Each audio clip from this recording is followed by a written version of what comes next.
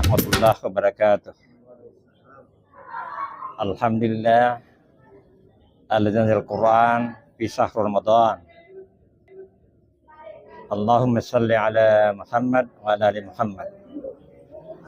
Saudara sekalian, kita lanjutkan dialog kita selama bulan Ramadan ini.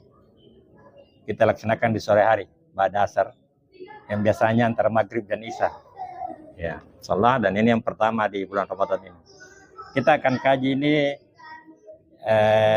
berkaitan dengan ayat 185 dalam surah Al-Baqarah. Auzubillahi minasyaitonirrajim.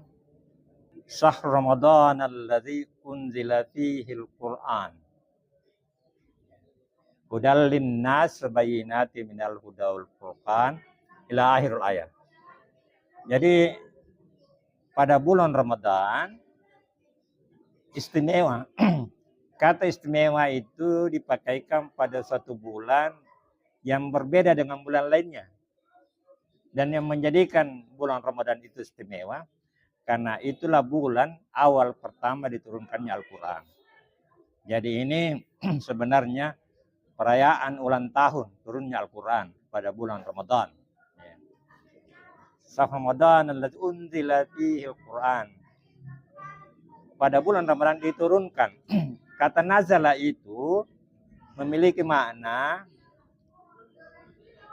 dari suatu tempat ke tempat yang lebih rendah. Dari Lauhul Mahfuz ke bumi.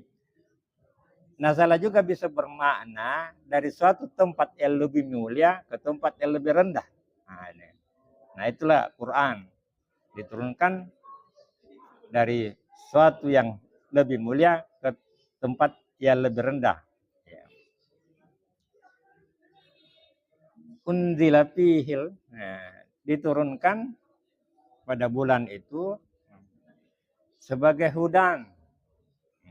Unzil Quran, kalau Quran itu sebenarnya kata qara, membaca. Ya. Tetapi juga sekaligus nama daripada kitab suci kita. Yang bermakna bacaan. Jadi bukan pajangan. Bukan hiasan, tapi bacaan. Dari kata qara, kata kerja menjadi kata benda, Quran. Jadi dia adalah bacaan. Ya. Dan bacaan itu diturunkan kepada Nabi Muhammad sallallahu alaihi wasallam dengan kata iqra fil amr, perintah. Kenapa Rasulullah diperintahkan membaca sementara dia buta huruf?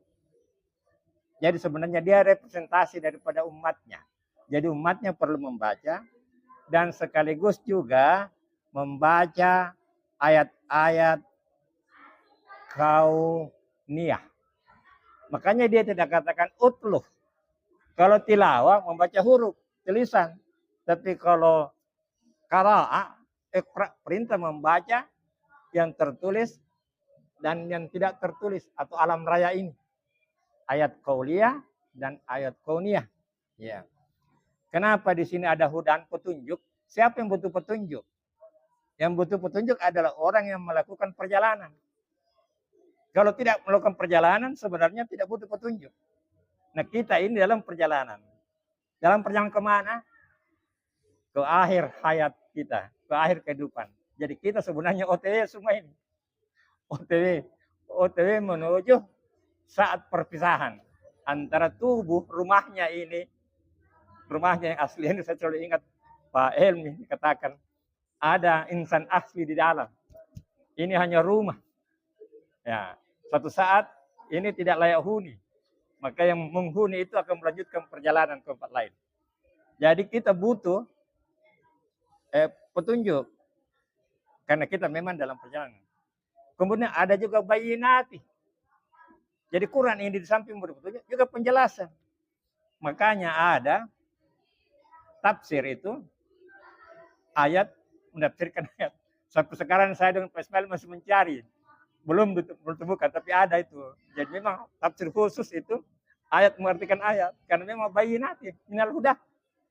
Penjelasan tentang petunjuk itu. Wal furqan, pembeda. Jadi ada menganggap pembeda itu dengan pikirannya zanna itu tidak cukup. pembeda adalah pembeda yang Allah berikan kepada kita. Seperti pakaian, Pak. Kalau pakaian itu kalau kita berdasarkan budaya beda-beda. Ya. Ada yang kelihatan auratnya, ada juga yang tertutup. Tapi Quran menjelaskan bahwa untuk aurat pada laki-laki yaitu antara pusat dan lutut. Sebenarnya itu diartikan bahwa itu saja di bagian vital saja itu sebenarnya lutut ya. Makanya ada saudara-saudara kita tuh kalau main tenis dia selalu pakai training. antara pusat dan lutut ya. Tapi yang paling rawan itu adalah wanita. Karena hanya muka dan telapak tangan. Muka sebagai mewakili kita. Ya, karena kalau kita berfoto, Pak, semua itu kita ingin wajah kita kelihatan. Tidak ada yang berfoto dia bilang, tidak usah muka aku, yang penting bajuku. Pasti wajah dulu. Biar wajah. Begitu pentingnya wajah. Nah, kita sharing. Karena ini ada dialog, hanya sebagai pengantar saja. Mudah-mudahan kita mendapatkan masukan dari teman-teman. Berbagi kita kepada saudara kita yang lain. Mudah-mudahan manfaatnya. Akhir kalam. Wabarakallahu fikum. Assalamualaikum warahmatullahi wabarakatuh. Bismillahirrahmanirrahim. Assalamualaikum warahmatullahi wabarakatuh. Waalaikumsalam. Nahmaduhu wa sallim ala rasulil karim. Alhamdulillah. Ya. Pertama-tama kita bersyukur karena Allah masih sibukkan kita dalam perkara yang mulia ini, perkara agama. Allah bagi tahu bahwa salah satu tanda daripada Allah cinta kepada satu orang hambanya, Allah beri dia kepahaman agama dan Allah sibukkan dia dalam agama itu. Kemudian yang mulia ya, tadi saya sambung sedikit itu artinya ayat, mengartikan ayat. Jadi ada satu contoh yang ulama sudah sampaikan seperti alladzina amanu wattaqullah wa qulu qawlan sadida. Ya, orang beriman bertakwa kepada Allah Ta'ala dan katakanlah perkataan yang baik. Di surah Fussilat itu ada di situ potongan ayat, wa man ahsanu qawlan mimman da'a ila Allah wa amila sholihan. Ya, siapakah perkataannya daripada yang perkataan yang paling baik? Ini adalah perkataannya orang yang mengajak taat kepada Allah SWT. Itu salah satu contoh yang ayat menafsirkan ayat atau ayat menjelaskan ayat yang lain. Jadi kata-kata yang baik tadi, kalau sadida adalah dakwah.